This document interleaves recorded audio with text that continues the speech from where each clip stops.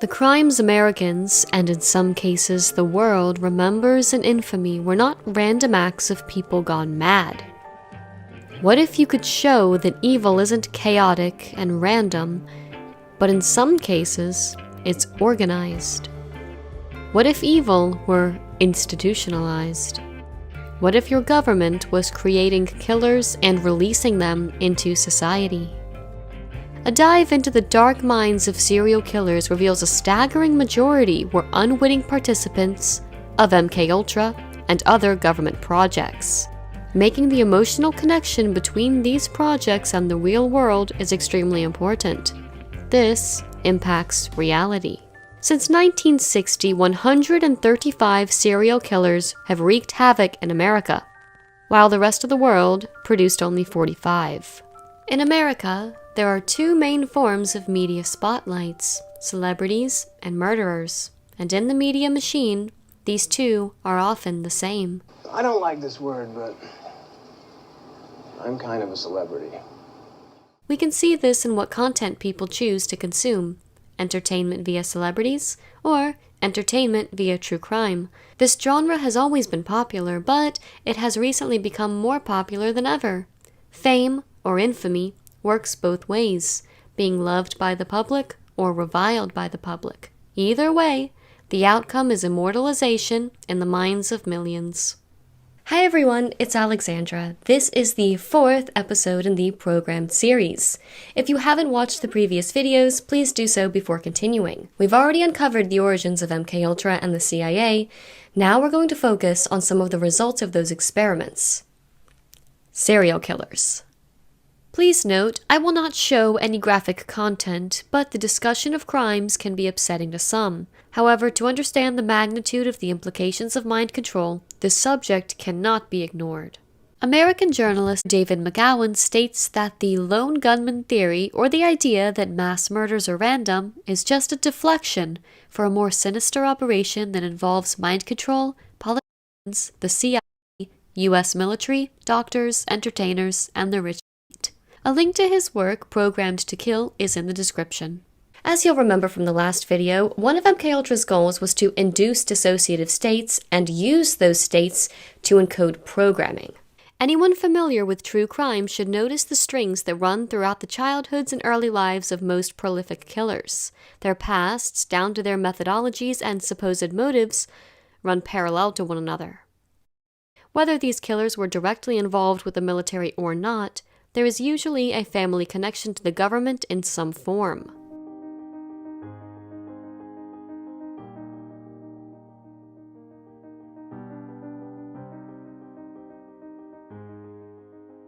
Gary Heidnik was a murderer whose crimes are too graphic to repeat. He was severely abused by his parents and suffered a traumatic brain injury as a child. His father encouraged him to drop out of high school and enlist in the U.S. Army. When he left the Army, he went on to found his own religious organization, or cult, the United Church of the Ministers of God, where he perfected how to manipulate others. He took his Army disability check and opened an account in the name of the church to avoid paying taxes. His church, even though he only had 50 members, went on to make at least $500,000. Heidnik's lawyer said, "I found that my client was a guinea pig for the U.S. Army, and it will be proven beyond any doubt." Army and Veterans Administration documents show Heidnik was the subject of LSD tests between 1961 and 1963. The Unabomber, Ted Kaczynski, had an IQ of 167 at the age of 5. By 16, he was earning an undergraduate degree at Harvard University while being used as a subject of MKUltra. He was among 22 students who were research subjects in the ethically questionable experiments conducted by Harvard University psychologist Henry Murray from late 1959 to early 1962. Murray was a former lieutenant colonel with the Office of Strategic Services, or OSS, during World War II, which, as discussed in the last video, became the CIA after the war. Then there's Henry Lee Lucas, born one of 9 children to alcoholic parents, who spent his early years in and out of prison and mental hospitals. Though his brother joined the Navy, Lucas was not involved in the military. However, he recalled being trained by a cult named Hand of Death in the art of killing. In the book The Hand of Death, the Henry Lee Lucas story, he claims the cult's members varied. Some were socially prominent and also included high-level politicians. He claimed to be a contract killer and an abductor of children whom he delivered to a ranch in Mexico near Juarez. Once there, they were used in the production of child pornography and for ritual sacrifices. Henry said that the cult's operations were based in Texas and included trafficking children and drugs, among other illegal activities. What Henry ended up claiming was that what appeared to be the random works of a serial killer were in fact a planned series of crimes often committed for specific purposes. The lone killer just debunked the lone killer theory. The cult allegedly called itself the Hand of Death based on the occult rite of the Hand of Glory. In the occult, the Hand of Glory is a severed and dried human left hand. It has many symbolic meanings and uses. In ancient Ireland, the fingers were used as candles during ceremonies. Allegedly, the smell alone induced dissociation. Books describing the ancient occult practice of the Hand of Glory in Ireland go back to 1830. Baring Gould's book, Curious Myths of the Middle Ages, describes the recipe for using the Hand of Glory as a gruesome lantern during witchcraft in the Middle Ages. Lucas spent 10 years in prison, with 4.5 of those years in a mental ward before his murder spree. During that time, he received intense drug and electroshock treatments. He would later describe this period of incarceration as a nightmare that would not end. He complained chronically about hearing voices in his head, taunting him day and night. Lucas befriended Otis Toole, a confessed cannibal and convicted serial killer. Lucas met up with Toole in Florida after he was inexplicably released from a Texas prison where he was serving time for the murder of his own mother. The pair allegedly then went on a spree of 100 to 120 murders, although law enforcement called some of those murders false confessions. Lucas was eventually convicted of 11 murders. Toole's mother abused him, including dressing him in girls' clothing and calling him Becky. As a young child, Toole was a victim of incest at the hands of many close relatives, including his older sister and next-door neighbor. His maternal grandmother was a Satanist who exposed him to various satanic practices and rituals in his childhood, including self-mutilation and grave robbing, and dubbed him Devil's Child. In 1998, 3 days before Lucas was scheduled to be executed in Texas, then-Governor George W. Bush, infamous for refusing to grant stays of execution to any death row inmate, did something he had never done before or since: commuted his sentence from the electric chair to life in prison. George Bush had executed more people as governor of Texas than any other governor. On June 18, just 12 days before Lucas's scheduled execution, Governor Bush asked the State Board of Pardons and Paroles, whose members are appointed by Bush himself, to review his case. Strangely enough, 8 days later, the board uncharacteristically stated that Lucas's execution should not take place. Lucas became the first and the only recipient of Governor Bush's compassionate conservatism. John Wayne Gacy, the killer clown, had political connections as well as organized crime connections. He claimed to be the cousin of local mob figure Tony Accardo, and that he was an aide to Chicago Mayor Richard Daley, as well as being on friendly terms with Illinois Attorney General William Scott. He once had his picture taken with First Lady Rosalind Carter. The image is signed to John Gacy, Best Wishes, Rosalind Carter. In the photo, Gacy is wearing a Secret Service S lapel pin, indicating that he had high-level security clearance. Gacy had little knowledge of the crimes to which he confessed, including the method of death. There were also many discrepancies found between the location of bodies on his property and where he recalled burying them. He was able to recall vague details of only 5 of his murders. He had no memory at all of the other 28. The total number of bodies found was 33. He continued to maintain that at least 28 of the murders had been committed by employees who had keys to his house. Gacy had hired handyman Robin Gecht to work as a subcontractor at least once. Gecht, it turns out, was the leader of the Chicago Ripper crew. What are the odds these two would somehow be connected? Where do you find a cannibal handyman? Craigslist? A more plausible explanation is that there is a network of people who are all associated with one another.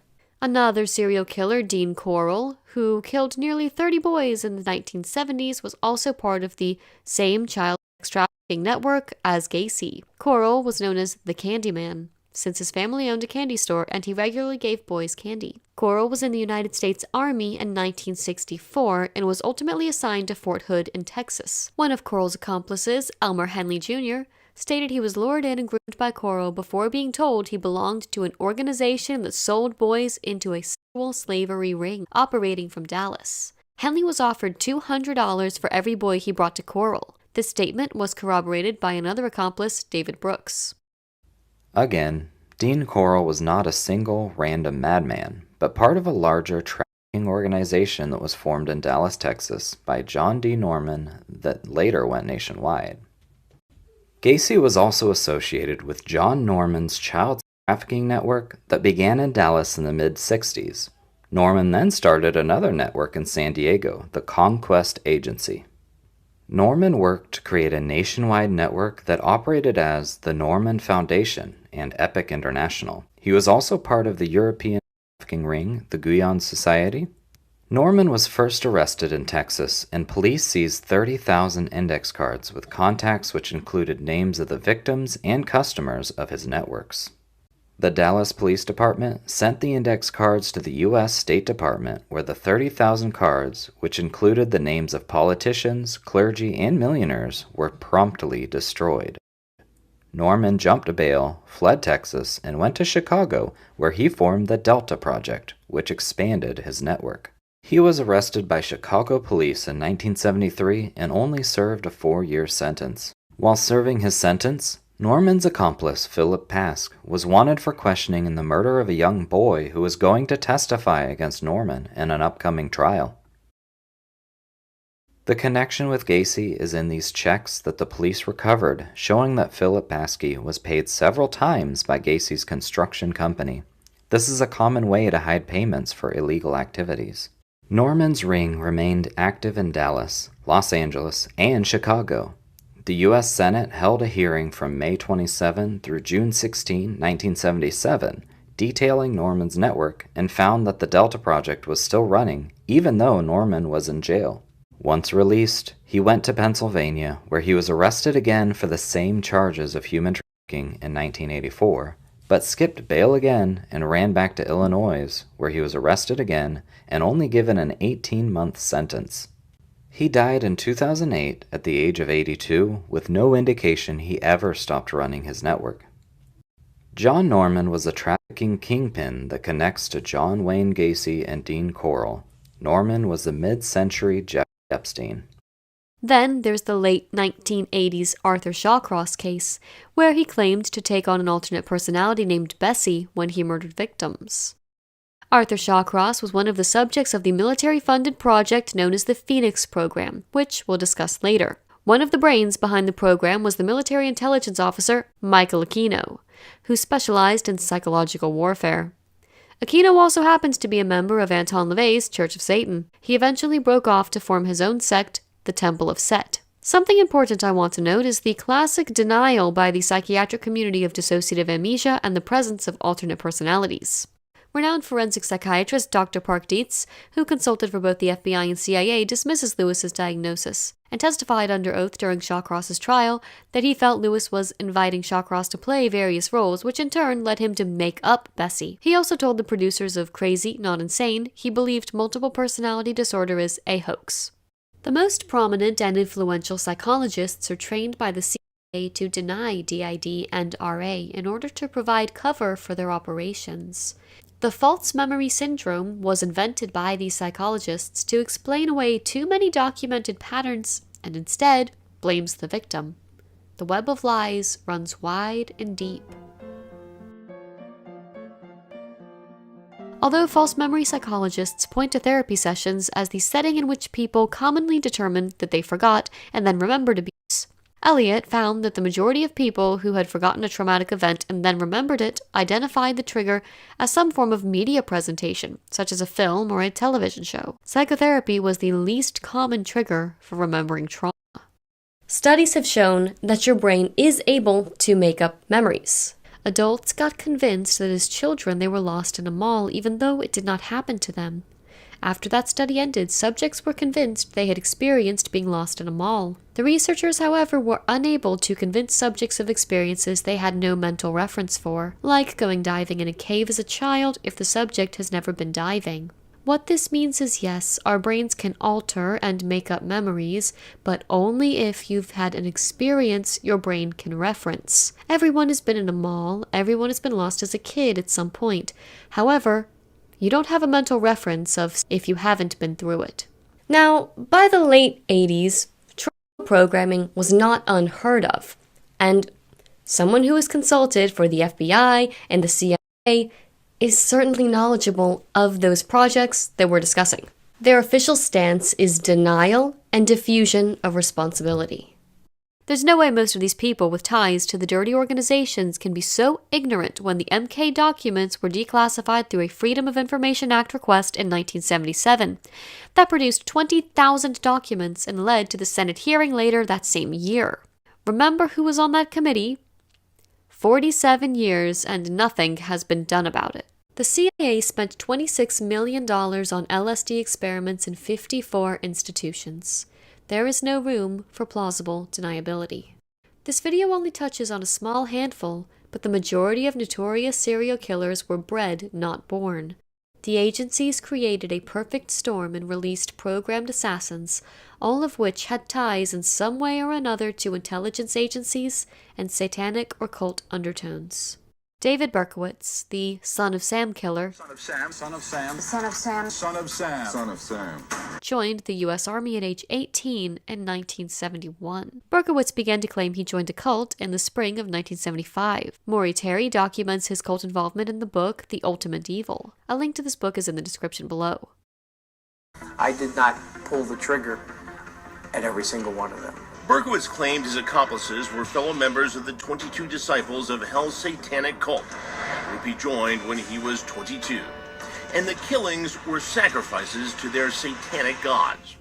Of course, everyone had played a role as far as the chanting and the praying. Everyone had a role in that, and understanding that, you know, this was going to be another sacrifice to our gods, bunch of scumbags that they were, our gods, Lucifer and his crew, and we said, yeah, this is going to be another one for you, you know. And in 1993, Berkowitz claimed in a televised interview with Terry that he had been a member of a violent satanic cult that had orchestrated the murders as part of a ritual sacrifice. In an interview, Berkowitz said, I had gone to a party in the neighborhood, and I met some interesting people there. Interesting, Berkowitz claimed, because they were into Satanism. We began to talk about the occult. It just came up. He said he would go with the group to a park in Yonkers, Untermeyer Park. And there'd be people getting high and going through some rituals. They were into the occult. I met some people there who said they were witches. There were animal sacrifices and other dark and ugly things happening. He said he got caught up in the rituals. The group, he said, began to take over his very soul. It was a recruitment process. A slow but methodical recruitment process. But Berkowitz said it was about more than animal sacrifice. They were into child pornography, and there was other people there into that thing, you know, where they wanted that, and they would provide that. Producing CP? Is that what you were saying? And providing children? Yeah.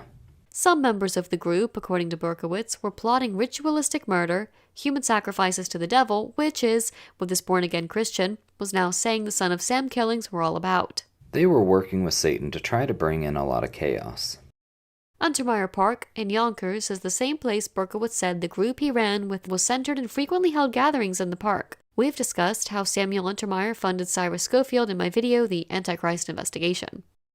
A more recent example of government connections in the family would be the April 15, 2013 Boston bombing brothers. Their uncle worked as a consultant for the Agency for International Development, or the USAID, a U.S. government agency often used for cover by agents of the CIA in the former Soviet Republic of Kazakhstan in the early 1990s. The eldest brother, Tamerlan Zayev, was married to Catherine Russell, daughter of Yale graduate Dr. Warren King Russell II, who was a member of Skull and Bones' secret society. Anthony Sutton's book, called America's Secret Establishment, An Introduction to the Order of Skull and Bones, Richard Warren Russell is listed as one of the 15 annual Skull and Bones initiates for the year 1951. His obituary lists him as being a member of counterintelligence for the U.S. Army after graduating from Yale. Back to the bombers. The eldest brother, Tamerlan, was killed in a police shootout on April 19th, and he allegedly had mentioned to several people that he had begun hearing voices. He was torn between those two people. Donald Larkin, 67, who attended mosque with Tamerlan for 2 years, told The Globe. He said that several times, and he did not like it.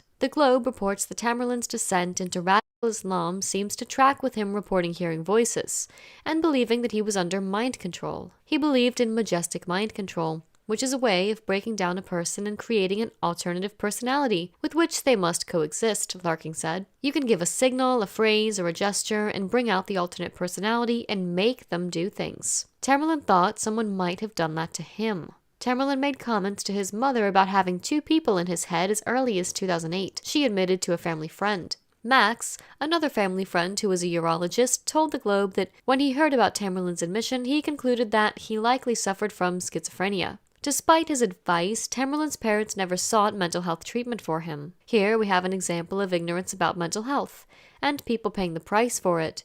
Dissociative disorders are the only disorders with multiple personalities. Hearing voices, as is the case with schizophrenia, has nothing to do with multiple personalities.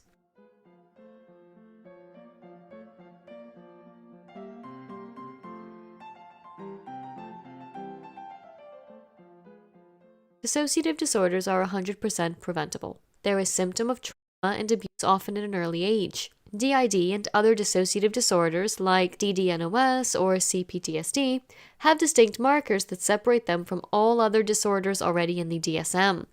It's conclusive that DID specifically results from long-term childhood trauma, nothing else. We will take a much closer look at dissociative disorders in the next part of the series. Someone with DID hears the voices inside their head, in contrast to the schizophrenic, which can hear them from outside of themselves. Tamerlan is not an isolated event. This pattern was demonstrated in another case that occurred just 5 months after the bombings. Military contractor Aaron Alexis went on a rampage at the Washington Navy Yard in the U.S. Capitol that killed a dozen people. Ultra-low frequency attack is what I've been subject to for the last 3 months, Alexis wrote in a message obtained by investigators after the incident. And to be perfectly honest, that is what has driven me to this. Alexis's family members later told reporters that he was also believed to be suffering from schizophrenia, but unlike Sarnev, had sought treatment. As for Tamerlan's younger brother, Dzhokhar, his friend witnessed his change of accent and overall demeanor at his trial. There's a lot to this case and many, many more, but this isn't about FFs and drills and all that goes with that. But again, here are more examples of the same formula, symptoms of mind control, murders, and ties to the government. One of the connections that can definitely be made between mind control, the CIA, and specific serial killers is a man named Louis Jolyon Jolly West. At 17, West joined the U.S. Army. Later, he earned a degree in psychiatry. In 1948, he had transferred to the U.S. Air Force Medical Corps, and in 1952, he was appointed as Chief of the Psychiatry Service at the Lackland Air Force Base, San Antonio, Texas. Later, West headed up the psychiatry department at UCLA and the school's renowned neuroscience center until his retirement in 1988. One day, among a batch of research papers on hypnosis in West's archives there, I found letters between West and his CIA handler, Sherman Grifford. The cover name, according to John Marks, The Search for the Manchurian Candidate, for Sidney Gottlieb. West, who had once written to a magazine editor that he had never worked for the CIA, had in fact worked closely with the agency's Black Sorcerer himself. Let's stop here for a minute and give you a little history on the Black Sorcerer Dr. West worked with. According to Stephen Kinzer, author of the book Poisoner-in-Chief, the visionary chemist Sidney Gottlieb was the CIA's master magician and gentle-hearted torturer, the agency's poisoner-in-chief. As head of the MKUltra mind control project, he directed brutal experiments at secret prisons on 3 continents. His experiments spread LSD across the United States, making him a hidden godfather of the 1960s counterculture, For years, he was the chief supplier of spy tools used by CIA officers around the world. Late in the fall of 1966, West arrived in San Francisco to study hippies and LSD. When he arrived in Haight-Ashbury, West was the only scientist in the world who had predicted the emergence of potentially violent LSD cults such as Charles Manson's family. It's easy to predict something will happen if you're the one who's going to make it happen. The person Sidney Gottlieb put in charge of the LSD programs in San Francisco was Louis Jolly West. In the height, West arranged for the use of a crumbling Victorian house on Frederick Street, where he set up what he described as a laboratory disguised as a hippie crash pad. The pad opened in June 1967 at the dawn of the Summer of Love. The CIA also set up a free medical clinic in the neighborhood under the pretense of giving them free medical care, but with the covert goal of examining them and using them as test subjects. The Manson family regularly came through this clinic, and another psychiatrist who worked on mind control experiments with West even embedded himself in the cult for several months. West was deeply connected with the Manson case, but was strangely absent from the trials. In 2019, a news article questions whether a CIA secret LSD lab turned Manson into a killer. The article says that the answer could be in Manson's lost year in the Haight-Ashbury district of San Francisco, California, a year largely overlooked in the endless dissection of Manson's crimes, where during the 1967 Summer of Love, he began to drop acid and form his cult. That's the exact answer. Charles Manson was programmed by Dr. Jolly West in San Francisco, who was working with Dr. Sidney Gottlieb and the CIA. An alarming number of serial killers were unwilling participants of MKUltra and other secret government projects. Rather than the profile of a lone predator, we find controlled assassins and patsies conditioned and programmed by a variety of intelligence fronts including military entities, psychiatric institutions, and satanic cults. McGowan, as previously mentioned, wrote, "For anyone who doubts that the CIA or any other of the numerous interwoven intelligence agencies would be doing these things, it's important to remember that we are talking about the same agencies that, through operations like Paperclip, recruited some of the most twisted men from the Third Reich, such as Klaus Barbie and Joseph Mengele. At this point, anyone who still believes the old disinfo campaign of, if there were some nefarious reason for these killings, be it mind control or cult involvement, well, we'd all know about it. It's not armed with the facts." With so much evidence available now, it is not an option anymore to ignore this. It takes dedicated research, and you will never be told any of this from the mainstream media. They are in the business of covering it up for a reason. But all of the information that I have found is open source and accessible to anyone who cares enough to know the truth. Money and connections shape reality as far as the media is concerned. There is always more to a case than the public is aware of. I invite you to take a look at the way the Menendez brothers were torn to shreds by the media after recounting the horrific abuse they suffered at their parents' hands, and consider if the media is sympathetic to victims of abuse or to the abusers. We want justice. We want blood justice fast. No indication of any kind that there was ever any abuse. Prosecutors say greed drove the boys to shooting their parents to death last August.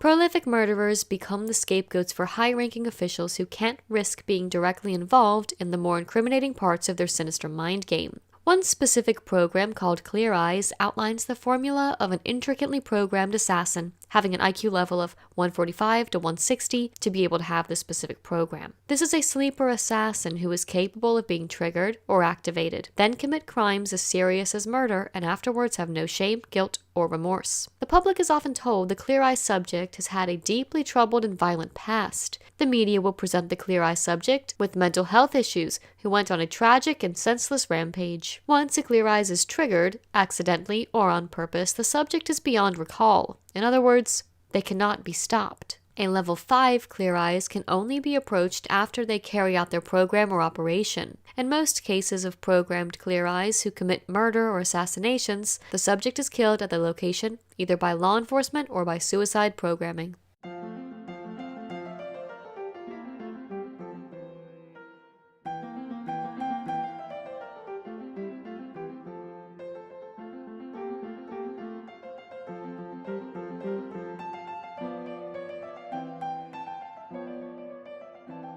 CP, in other words child and then a word that should never involve children, is a multi-billion-dollar business in the US alone. John Hollingsworth, the late author of the book Unspeakable Acts, said, quote, "It's bigger than Disney. Much bigger." Disney is another front used to traffic CP. To make the obvious very clear, all children involved in CP are abused children. The children victimized by the CP worldwide cult empire come from various places, such as being born into families with cult connections or religious organizations involved, as well as orphanages and missing children. Ted Gunderson, former FBI station chief for Los Angeles, has stated, "The FBI has an accurate count of the number of automobiles stolen every year. It knows the number of homicides, rapes, and robberies, but the FBI has no idea of the number of children that disappear every year. They simply do not ask for statistics." According to the National Institutes of Health, CSA, once thought to be rare, is nowadays accepted as a frequent reality that occurs across a range of cultures and socioeconomic backgrounds worldwide. Please read this quote from the European Psychiatry Association.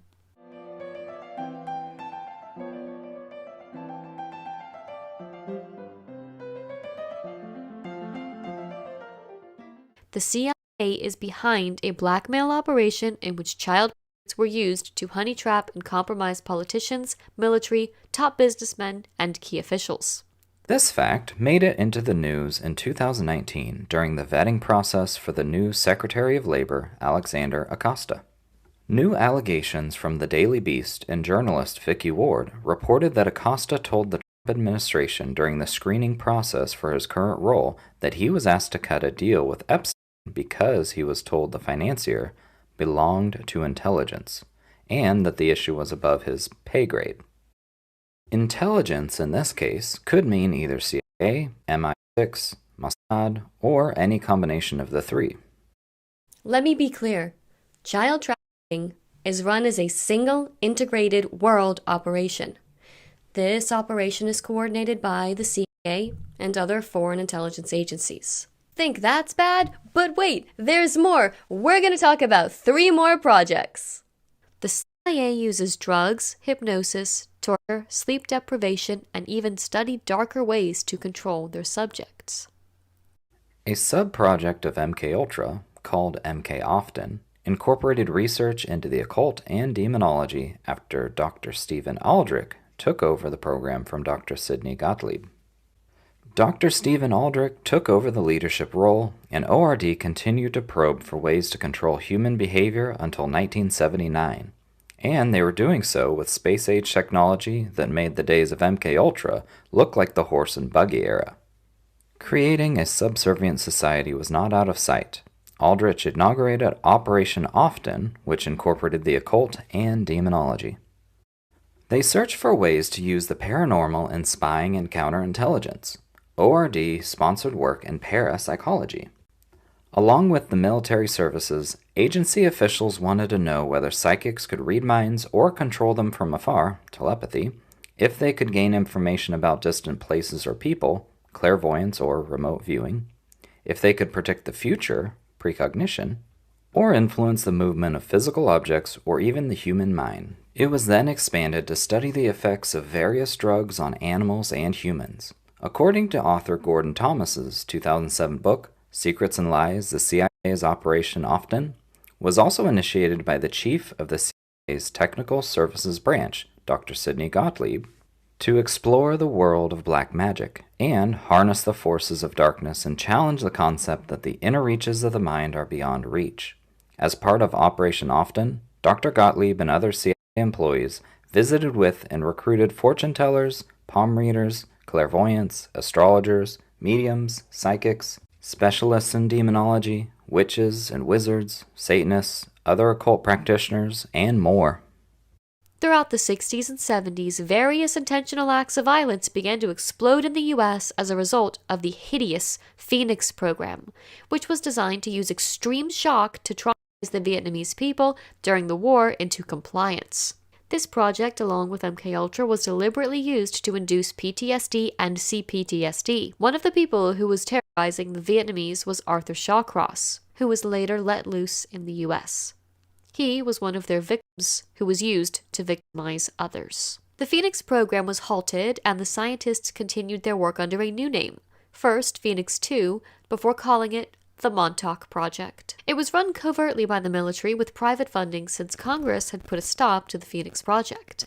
Stranger Things is based on a mix of MKUltra, Project Stargate, and the Montauk Project at Camp Hero. The Montauk Project, formerly called Phoenix 2 Project, was, according to some, an extension of Project Rainbow, and the Philadelphia experiment that ran from 1970 to 1983. These experiments involved mind control, genetic manipulation, weapons research, weather manipulation, and various other electromagnetic experiments. The project took place at Camp Hero Air Force Base on Montauk, Long Island. Let's look at one last example of what was produced by this project. The Columbine case of Eric Harris and Dylan Cleveland was carried out April 20th of 1999. The days falling on the week of April 20th are significant dates to occultists and are associated with the pagan worship of Baal and fire sacrifice. The McVeigh, Oklahoma City bombings were carried out April 19th of 1995. The Waco massacre on April 19th of 1993. The list goes on. While there are countless discrepancies between the official narrative and what really happened at Columbine, signs indicate that Eric was a victim of mind control programming. Now remember, this took place in 1999. An archive of a transcript from the basement tapes, which are videos Eric and Dylan made regarding their motives and thought process, were destroyed in 2011. An archived newspaper from 1999 has a headline that states, "Columbine killers envision hijacking and crashing plane." But hang on, there's another detail. Eric and Dylan wanted to hijack a plane and crash it into New York City. Again, this was in 1999. Eric Harris's father retired from the Air Force as a lifelong career officer where he had been involved in covert intelligence programs for over 20 years and moved the family to Littleton, Colorado in 1996, just 3 years before the disaster. Many residents in Littleton are employed by Lockheed Martin, the largest defense contractor in the world, and a front company for military intelligence black projects. Lockheed Martin owns a company called Access Graphics in Boulder, Colorado, which was being run by John Ramsey, the father of Sean Benet, at the time of his daughter's death. Prior to moving to Littleton, Colorado, the Harris family was living at Plattsburgh Air Force Base in New York State. The Stewart Air Force Base in New York was in between Plattsburgh and Montauk. Long Island's Montauk Air Force Station and nearby Brookhaven National Labs have been implicated as facilities carrying out mind control, among sites we will discuss in the next video.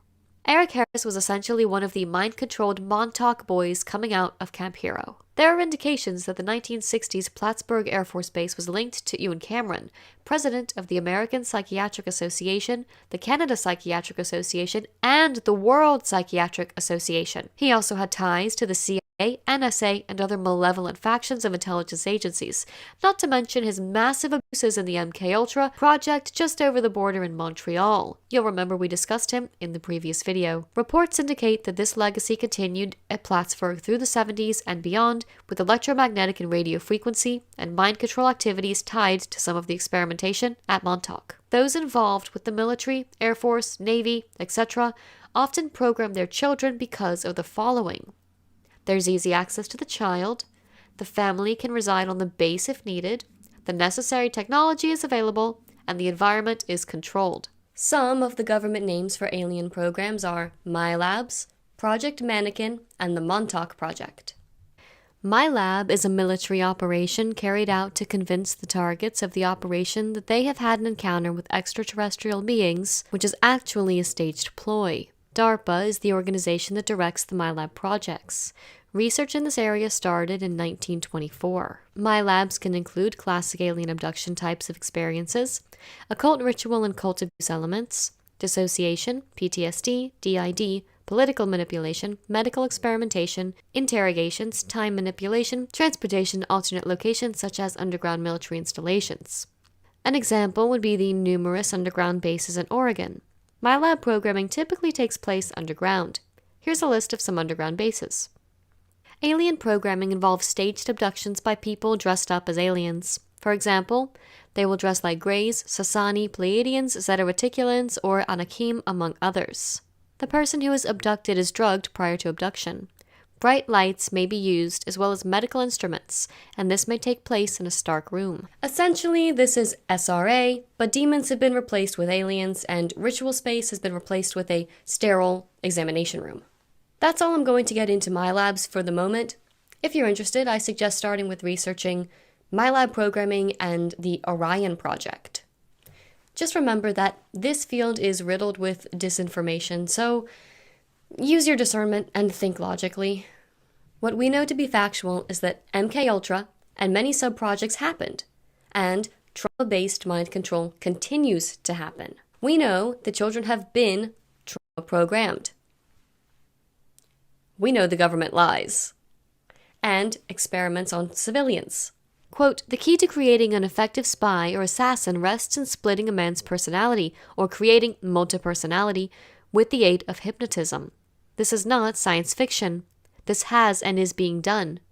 I have done it. Dr. G.H. Estabrooks is quoted in a 1968 article in the Providence Evening Bulletin. I highly suggest looking into 32nd Degree Knights Templar Estabrooks, who wrote this book, Spiritism and Hypnotism, in the early mid-1950s. You can also do a search on Dr. Thomas Narut. The carefully crafted folklore around government activities has made it very difficult to get to the truth. The lore around these topics hides the truth beneath a mountain of lies and ends up working as its own cover or smokescreen. The culture around something that they want hidden is created so that any truth discovered is dismissed outright or through effective conditioning entwined with the lies. Many serial killers and mass shooters we see in our recent history share the telltale signs of an MKUltra assassin. The American folklore, the myths, the smokescreens of the serial killer hides a much bigger, fearsome, and marauding monster: governments.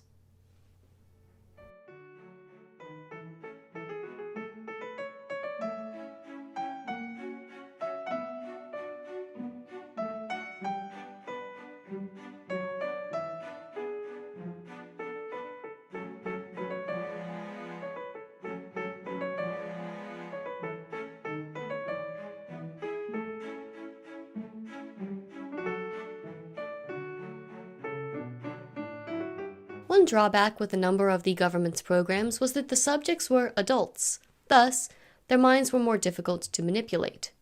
As a result, this led to programming practices on infants and children. One project we have yet to mention is the subject of the next part in this series, the Monarch Project. As always, thank you for watching this video. I'll see you again soon.